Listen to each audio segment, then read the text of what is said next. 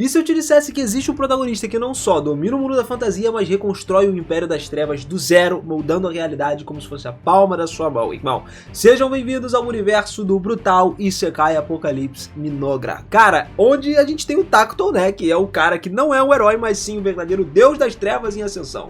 Nesse vídeo, óbvio, a gente vai mergulhar a fundo no poder absoluto do Tacton, desde as suas habilidades sobrenaturais, a sua influência devastadora, até os horrores que seguem com os leais subordinados dele. Então é aquele esquema, né? Pegou tua pipoquinha? Se não pegou, já dá aquela pausa, pega a pipoca, se prepara, senta no teu sofá aí e vem comigo pra gente poder falar de tudo isso aí.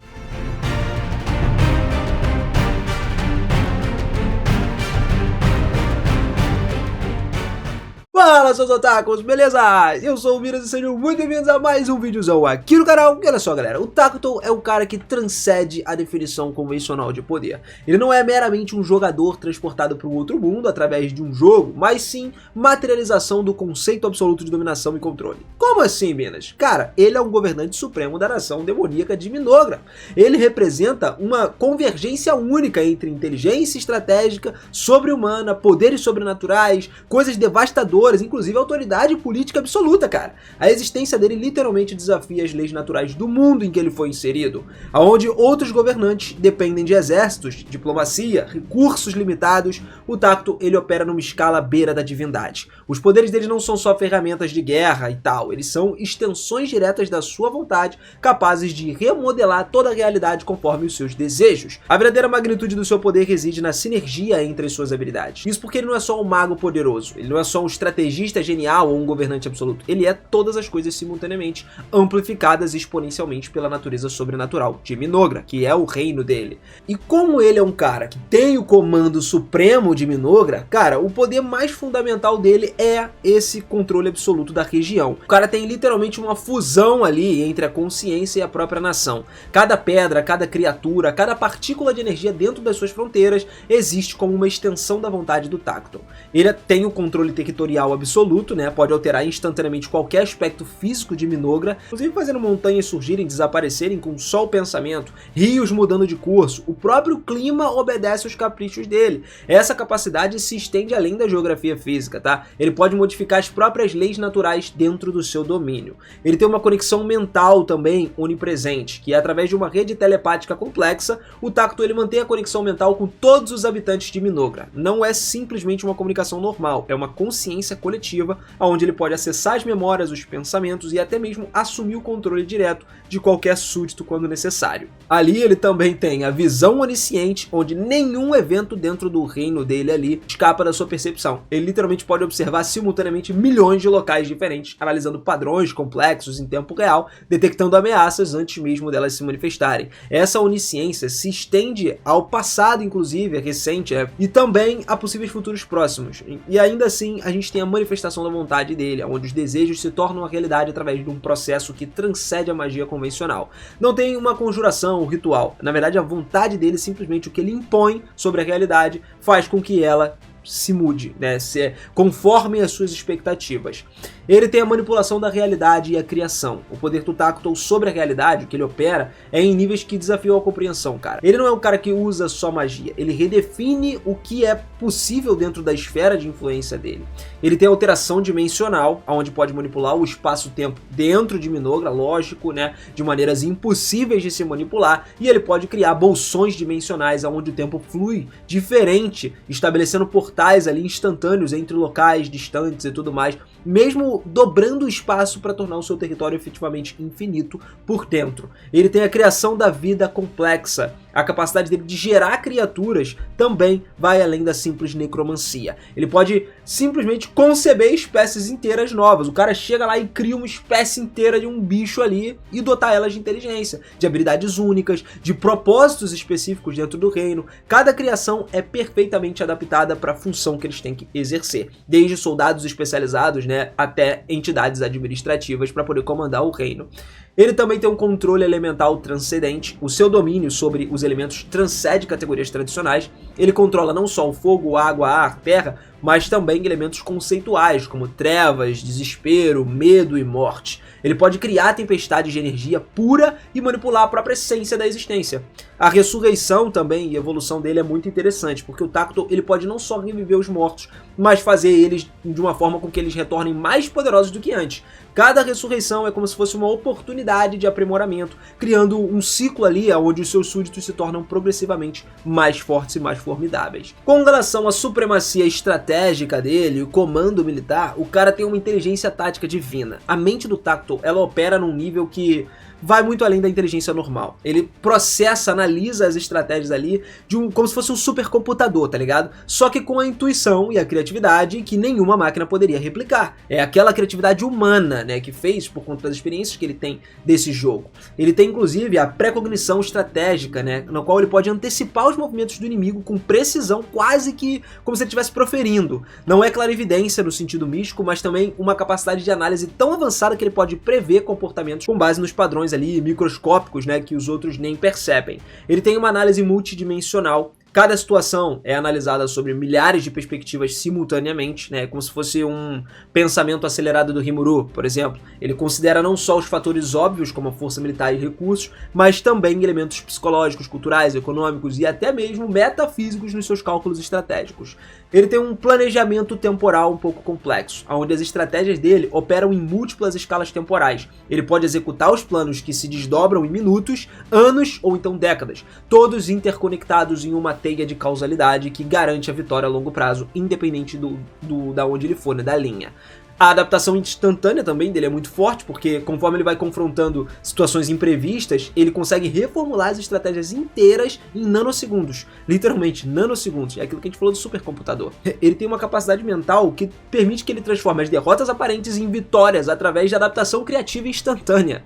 E aí, mano, a gente tem o comando militar dele que é absurdo. Como um comandante militar, ele redefiniu o conceito de liderança no campo de batalha. Os exércitos do Tacto, eles não são só tropas, são extensões de estratégia da vontade dele. Ele tem uma liderança inspiradora que é transcendente, né? A presença dele no campo de batalha já eleva todos os subordinados além das suas capacidades normais. É como se ele desse um buff em todo mundo. Soldados comuns lutam como se fossem berserkers, enquanto os caras que são mais bravos mantêm uma precisão cirúrgica. Esse efeito não é só um efeito psicológico, ele literalmente canaliza parte do seu poder através das suas tropas. E a coordenação perfeita ajuda essas tropas a se tornarem mais fortes, porque ele pode controlar milhões de unidades ao mesmo tempo, cada uma executando manobras coordenadas com muita precisão, muita mecânica. O seu exército ele se move literalmente como se fosse um único organismo respondendo às mudanças táticas um do outro instantaneamente. E a amplificação coletiva, porque através de rituais, de encantamentos, ele pode canalizar poder coletivo do seu exército, concentrando ele nos pontos estratégicos. Um batalhão pode temporariamente possuir um poder destrutivo de uma força 10 vezes maior do que outro, e aí, conforme ele vai fazendo as estratégias, ele vai bolando ali no campo de batalha. Além disso, ele tem as estratégias impossíveis, no qual ele executa manobras que desafiam a lógica militar convencional. Ele pode fazer exércitos simplesmente aparecerem do nada e criar diversões que são simultaneamente reais e ilusórias, né? Ele executa ataques que chegam antes de serem lançados. É uma coisa que, assim, pensando humanamente aqui, não tem nem como a gente imaginar o tamanho do poder desse cara. Agora, poderes que ele tem, ele mesmo de combate e transformação, cara, o maluco é brabo na magia das trevas e na necromancia, né? O domínio sobre as artes sombrias dele é absoluto. Ele não só usa magia negra, ele usa uma força primordial das trevas, é literalmente essa força encarnada, tá? A necromancia em escala massiva do Tacto é onde ele pode ressuscitar e controlar os mortos-vivos em números astronômicos. O exército dele de mortos-vivos, inclusive, são organizados em hierarquias complexas, como generais, esqueletos, comandantes, legiões de zumbis especializados e tudo mais. Cada morto-vivo mantém habilidades de vida mais amplificadas pela energia necromântica também. A magia destrutiva apocalíptica dele é um dos feitiços mais poderosos que podem devastar continentes inteiros. Ele pode simplesmente invocar uma tempestade de fogo que consome a própria alma, criando fissuras dimensionais e sugando os inimigos ali pro vazio. Ou então lançar maldições que se espalham como se fossem pragas. E a proteção absoluta dele entra nessas magias negras porque são barreiras defensivas de multicamada que são adaptativas. Elas não só bloqueiam ataques físicos e mágicos, mas também podem absorver a energia hostil, convertendo ela em poder próprio para poder usar contra o inimigo. Algumas das proteções até existem em dimensões paralelas, o que torna elas praticamente invioláveis, não tem como você quebrar aquilo ali. As maldições eternas que o Tacto tem, que ele pode lançar, cara, são aflições que persistem além da morte da pessoa e da reencarnação. Essas maldições podem afetar não só os indivíduos, mas também linhagens inteiras, países inteiros ou mesmo conceitos abstratos de esperança ou justiça. A transformação demoníaca dele e o poder verdadeiro, cara, é o que trazem um tchanzinho pro Tacto. Porque quando necessário, ele pode revelar a verdadeira natureza demoníaca, se transformando em algo que transcende a compreensão mortal. A forma verdadeira dele, a transformação verdadeira, não é só uma mudança física, mas também uma alteração fundamental da realidade ao redor dele. Ele se torna uma entidade de pura energia negativa, com proporções que desafiam a geometria euclidiana, irmão. A mera presença dele já distorce o espaço-tempo. E aí ele pode usar outras habilidades como a amplificação exponencial, que na forma verdadeira todos os atributos dele são multiplicados por fatores incompreensíveis. A velocidade se torna comparável à da luz, a força dele pode fragmentar dimensões, a inteligência dele de processar informações em velocidade, né, basicamente se curvam com o tempo. A aura de terror primordial que ele tem, a presença dele começa a emanar medo, né, que transcende o psicológico das pessoas. É um terror literalmente existencial que afeta a própria alma, causando paralisia não só nos inimigos, mas também em coragem, em determinação, em outros conceitos, né? E ele tem a regeneração absoluta na forma verdadeira, porque mesmo que ele tenha a destruição total, ela não é permanente. O Tacto ele pode se regenerar a partir dos fragmentos da sua essência que estão espalhados através das dimensões, se tornando mais forte a cada ressurreição, ou seja, praticamente imortal. A administração dele também transcende poderes temporais. A gestão nacional, sobrenatural, a capacidade administrativa do Tacto, ela está sempre operando acima das limitações convencionais de governo. Ele tem a economia sobrenatural, porque os recursos de Minogra, eles se multiplicam através de alguns processos e pode literalmente criar riqueza do nada, manipular a oferta e demanda através das alterações da realidade, estabelecer sistemas comerciais que funcionam através de dimensões paralelas, e aí ele usa o desenvolvimento acelerado para isso, porque projetos de construção, de desenvolvimento que levariam décadas para serem completos, são feitos em dias. Não é só uma questão de mais trabalhadores, ele pode acelerar o tempo local ali e otimizar materiais a nível molecular, usar a magia dele para automatizar os processos mais complexos e não precisar de ninguém. Aí, meu irmão, o cara literalmente cria o império que ele quiser. E aí, com a diplomacia absoluta, porra, o cara se tornou um outro patamar, o Tacto, porque nas negociações ele tem vantagens, porque, tipo assim, é como se fosse uma trapaça. Ele pode ler a mente dos caras, prever reações, manipular emoções sutilmente ali e até mesmo alterar a memória dos negociadores para que se lembrem de acordos que nunca aconteceram. E aí, irmão, ele consegue fechar coisas que ninguém imaginaria em fechar. E assim, galera, o Tacto ele não só comanda, ele também cria líderes personalizados para cada necessidade específica. Ele gera generais únicos. Cada general é projetado com habilidades específicas para determinadas situações ali. Eles podem criar especialistas de combate, espionagem, administração ou qualquer combinação necessária, dotando eles de poderes que complementam perfeitamente as suas estratégias. A hierarquia adaptativa dele, na qual a estrutura de comando reorganiza dinamicamente, né, é baseada em todas as necessidades atuais. Tipo assim, ele pega subordinados que podem ser promovidos ou rebaixados ou ter suas funções alteradas instantaneamente só para otimizar a eficiência do comando ali, do que ele precisa. E a lealdade também. Todos os subordinados são totalmente leais a ele, vai além de obediência. É uma conexão espiritual que torna a traição literalmente impossível. Eles não só seguem as ordens, mas entendem intuitivamente todas as intenções mais profundas do Tacto. E a partir daí, eles também têm um brinde, né? A especialização evolutiva. Cada subordinado desenvolve habilidades únicas baseadas nas suas experiências e necessidades. O Tacto ele guia essa evolução. Ele cria especialistas cada vez mais refinados para tarefas específicas.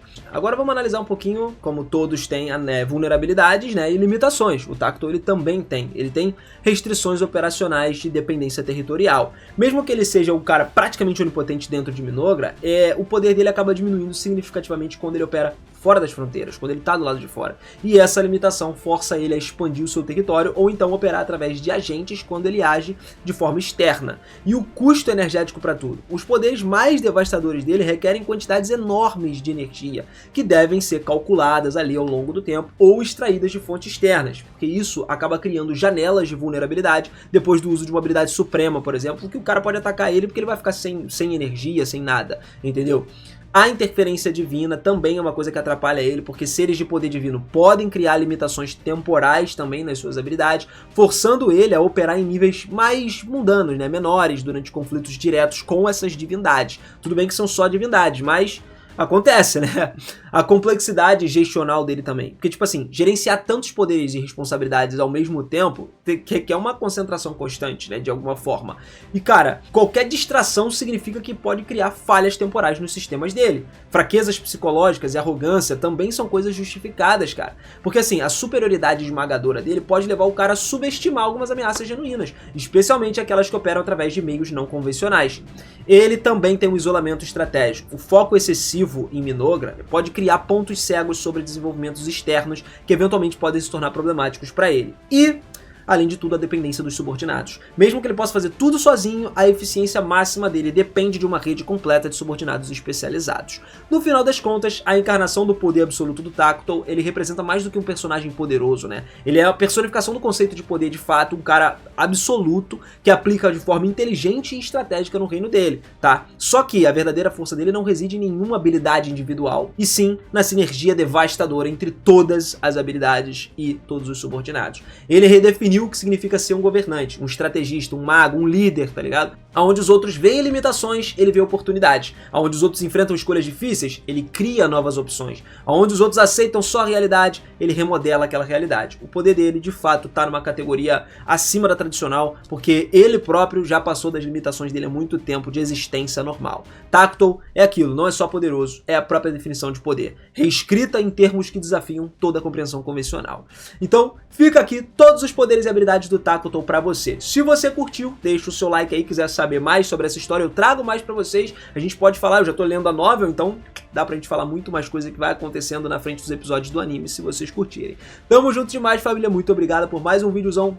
Beijo no coração, não esquece de se inscrever no canal e de ativar o sininho pra dar aquela moral, vamos aumentar a comunidade e trazer os hype nos animes bons de novo, né? Porque tem muito anime aí que estão umas temporadas aí sem ter anime no hype. Vamos botar uns hype lá em cima. Valeu e eu te vejo na próxima. Fui!